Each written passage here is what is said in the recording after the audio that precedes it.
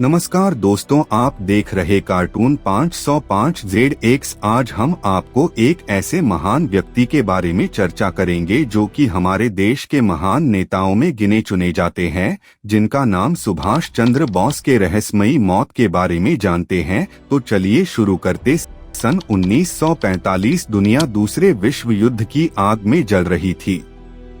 Japan हार की कगार पर था, ब्रिटिश साम्राज्य कमजोर पड़ रहा था और भारत आजादी की दहलीज पर खड़ा था। लेकिन इसी समय एक ऐसी खबर आई जिसने पूरे देश को हिला दिया। खबर यह थी कि आजाद हिंद फौज के महान नेता, भारत के वीर सपूत नेताजी सुभाष चंद्र बोस की मृत्यु हो गई है।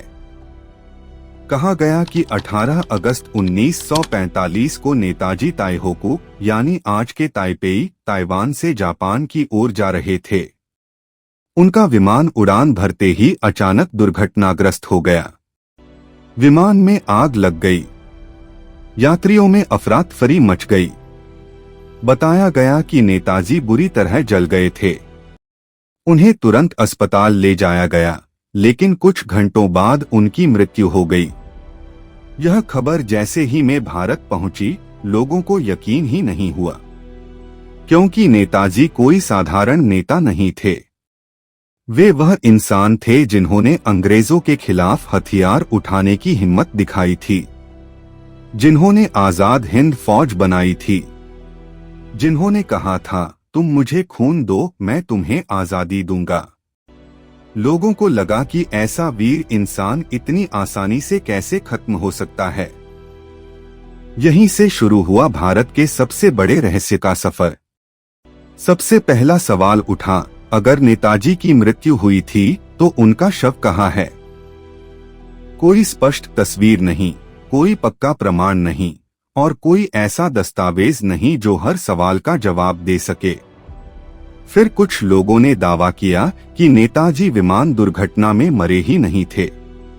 यह सब एक योजना थी ताकि वे अंग्रेजों की नजरों से बच सकें। कहा गया कि वे गुप्त रूप से सोवियत संघ चले गए थे। उस समय सोवियत संघ एक बड़ी शक्ति था। कुछ लोगों का मानना था कि नेताजी वहां से भारत की आजादी के लिए नई रणनीति बनाना चाहते थे, लेकिन इस दावे का भी कोई ठोस प्रमाण कभी सामने नहीं आया। रहस्य और गहरा तब हुआ जब भारत में गुमनामी बाबा नाम के एक साधु की चर्चा शुरू हुई। उत्तर प्रदेश के फैजाबाद में रहने वाले इस रहस्यमयी व्यक्ति के बारे में कहा गया कि वही असली नेताजी थे।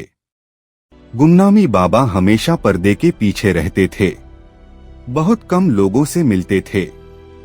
उनकी आवाज, उनका ज्ञान, उनकी आदतें, सब कुछ नेताजी से मिलता जुलता बताया गया। उनके कमरे से ऐसी चीजें मिली जो नेताजी से जुड़ी मानी गईं, पुराने दस्तावेज, चश्मा, किताबें और निजी सामान। लोगों ने कहना शुरू किया, क्या नेताजी ने अपनी पहचान छुपाकर साधु का जीवन अपना लिया था? सरकार पर दबाव बढ़ा। सच जानने के लिए जांच शुरू हुई। सबसे पहले बनी शाहनवाज कमेटी। इस कमेटी ने कहा कि नेताजी की मृत्यु विमान दुर्घटना में हुई थी, लेकिन कई लोग संतुष्ट नहीं हुए। फिर बना खोसला आयोग। इसने भी लगभग वही निष्कर्ष दिया। फिर सालों बाद बना मुखर्जी आयोग। इस आयोग ने जांच के बाद कहा कि विमान दुर्घटना में नेताजी की मृत्यु साबित करने के पर्याप्त प्रमाण नहीं हैं। अब देश और उलझन में पड़ गया। अगर दुर्घटना में मौत नहीं हुई तो फिर नेताजी गए कहाँ?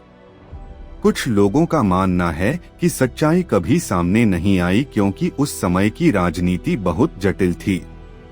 नेताजी अगर जीवित होते तो भारत की राजनीति पूरी तरह बदल सकती थी। नेताजी कांग्रेस के बड़े नेता रह चुके थे, लेकिन उनके विचार अलग थे। वे तेज और निर्णायक कदमों में विश्वास रखते थे। इसलिए कुछ लोग मानते हैं कि कई शक्तियां नहीं चाहती थीं कि नेताजी वापस लौटें। हालांकि इन दावों के भी कोई ठोस सबूत नहीं हैं।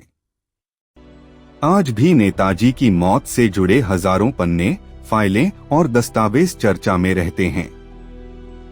कई दस्तावेज सार्वजनिक किए गए, लेकिन कोई ऐसा प्रमाण नहीं मिला जिसने हर सवाल का अंत कर दिया हो। नेताजी सिर्फ एक नेता नहीं थे, वे एक भावना थे। वे उस भारत की आवाज थे जो गुलामी की जंजीरें तोड़ना चाहता था। शायद इसी वजह से लोग आज भी मानने को तैयार नहीं कि ऐसा महान योद्धा बस एक दुर्घटना में चला गया। तो सवाल आज भी जिंदा है।